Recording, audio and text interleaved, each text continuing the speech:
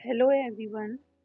Ego is the enemy book का ये fourth episode है। इसके राइटर हैं रियान हॉलिडे। ईगो को किस तरह से हमारी एनिमी बनती है जब हम एस्पायर करते हैं या कोई काम करना चाहते हैं, तो उसके लिए राइटर कहते हैं कि फॉलो द कैनवास स्ट्रेटेजी, यानी दूसरों की मदद करके खुद की मदद करना। Helping yourself by helping others ego को रिड्यूस करने का एक एटीट्यूड है जो बहुत ही क्रिटिकल टाइम पर हमारे काम आता है। खुद में सब चीज़ों को बर्दाश्त करने की क्षमता और लेटिंग एब्जॉर्ब एवरीथिंग। किसी की चापलूसी करने के लिए नहीं बोल रहे हैं राइटर, बल्कि दूसरों के लिए अपॉर्चुनिटी ढूंढना।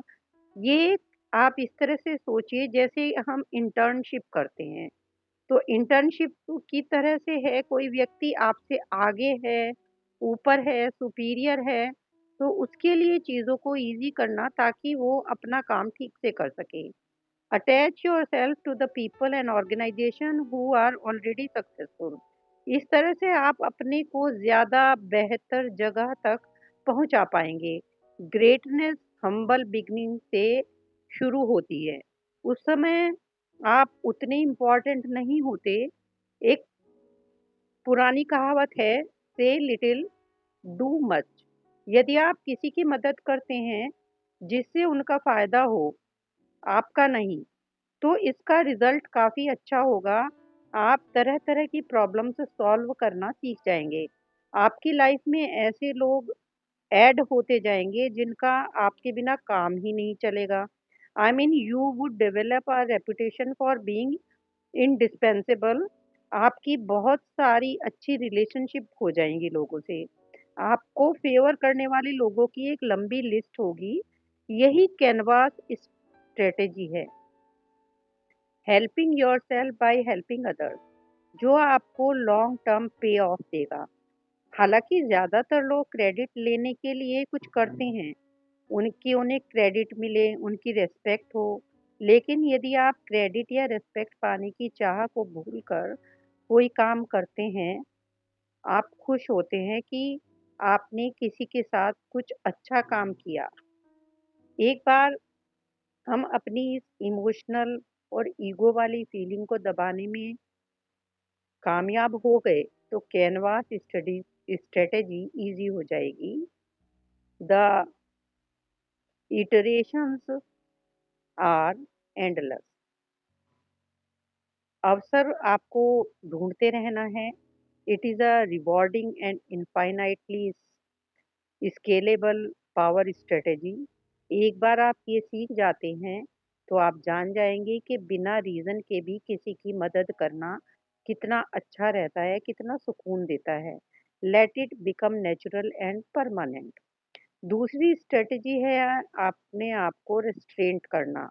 ईगो हमारी बहुत बड़ी प्रॉब्लम बनती है कि खुद को रेस्ट्रेन करना, रोकना, ये बहुत इम्पोर्टेंट है। ये मैटर नहीं करता कि आप कितने टैलेंटेड हैं, आपके कनेक्शंस कितने बड़े-बड़े लोगों से हैं, आपके पास कितना पैसा है, यू हैव मिलियन डॉलर्स, और या आपने कितने अवार्ड जीत रखे हैं।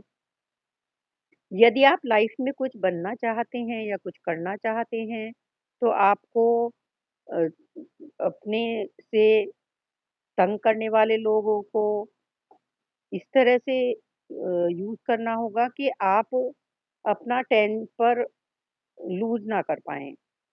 आपके साथ चाहे कोई गलत व्यवहार भी करें, हो सकता है आपके साथ पक्षपात हो, लोग आपको पुअरली ट्रीट करें, आप पर चिल्लाएँ, पर आप अपना कंट्रोल ना खोएँ। इन दिस सिनेरियो हमें अपने इम्पल्स को रोकना है। Those who have subdued their ego understand that it doesn't degrade you when others treat you poorly. It degrades them. Actual में उससे वो ही डिग्रेड होते हैं, आप नहीं। वन साइडेड कॉम्प्रोमाइज, क्योंकि आपको अपने लक्ष्य को पाने के लिए चीज़ें इग्नोर करनी हैं। आपको अंदर से तो गुस्सा आएगा, आपका फाइट बैक करने का मन भी करेगा, आप उनसे कहना चाहेंगे या उन्हें बताना चाहेंगे कि आप उनसे बेटर हैं, आप उनसे अच्छा चीज़ें कर सकते हैं या ज़्यादा चीज़ें डिज़र्व करते हैं। गेटिंग एंग्री, गेटिंग इमोशनल और लूजिंग रेस्ट्रेंट, ये एक फेल होने की रेसिपी है। आपकी ईगो यहाँ बेकार में आपको नीचे ले जाएगी। आपको इतना बुरा लगेगा कि जो लोग डिज़र्व नहीं करते, रिस्पेक्ट डिज़र्व नहीं करते, रिकॉग्निशन या रिवॉर्ड डिज़र्व नहीं करते लेकिन उनको मिल रहा है। They will often get perks instead of you. उन्हें आपके बदले में पर्क्स भी मिल रहे हैं। आपकी इम्पल्स आपको कहेगी कि आप उन्हें बोलो कि you want to remind them, यानी आप चाहेंगे कि उनको याद दिलाएं, लेकिन आपको कुछ भी नहीं करना है। इसको तब तक सहते रहना है जब तक आपको कामयाबी ना मिल जाए। Take it, eat it until you are sick. Endure it. Quietly brush it off and work harder. Ignore the noise, यानी खुद को डिस्ट्रैक्ट मत होने दो, खुद को रोको। ऐसा नहीं है कि आप आर्ग्यू नहीं कर सकते हैं, पर आप अपनी एनर्जी अपने गोल पे रखो। You have to walk on a tight rope, that's it. Get out of your own head. जो लोग सिर्फ सोचते रहते हैं वो अपनी रियलिटी में नहीं रहते, they live in a world of illusion.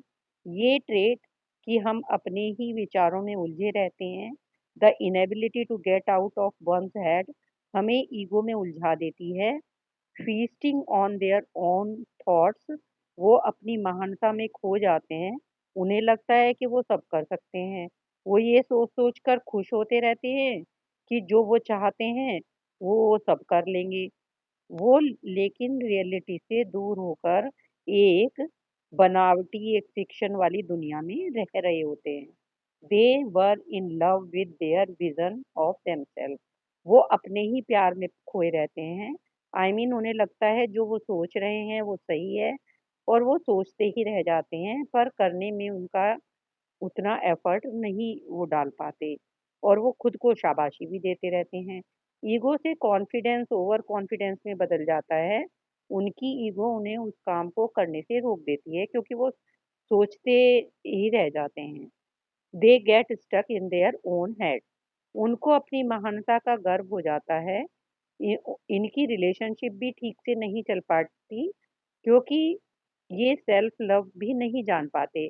अपनी महानता की जो कहानियां हैं ये लोगों को सुनाते रहते हैं। Ultimately this disability paralyse them, उनके बीच में एक वॉल बन जाती है। जो चीजें उन्हें करनी चाहिए, तो वो एक तरह की जो टेम्पटेशन है आपको उससे बचना चाहिए, जो हमें इम्पोर्टेंट फील कराने में उलझा दे, इस तरह के लोगों से दूर रहना है। All of us are susceptible to these obsessions of the mind, हम बहुत भावुक हो जाते हैं इस तरह की भावनाओं में। हम चाहे कोई भी काम शुरू करें या प्रमोशन के लिए लीड में हों, या हम किसी के साथ रिलेशनशिप में या प्यार में हों, हम इस उलझन में उलझ सकते हैं। The more creative we are, the easier it is to lose threads that guides us. तो हालांकि हमारी इमेजिनेशन अच्छी चीज है, लेकिन ये बहुत डेंजरस हो सकती है जब ये जरूरत से ज्यादा हम पर हावी हो जाती है। हमें इस पर लगाम लगानी चाहिए, वरना एक्साइटमेंट में हम अपना फ्यूचर प्रिडिक्ट नहीं कर पाएंगे। हमें किसी दूसरे को कुछ नहीं दिखाना है, हमें अपना काम करना है और लेसन्स सीखते हुए आगे बढ़ना है। Live clearly and presently, take charge, don't live in the haze of abstract. तो हमें धुंध में नहीं रहना है, हमें बहुत क्लियरली अपने गोल को देखना है और चार्ज लेके अपने उस काम को पूरा करना है। Thank you so much for listening.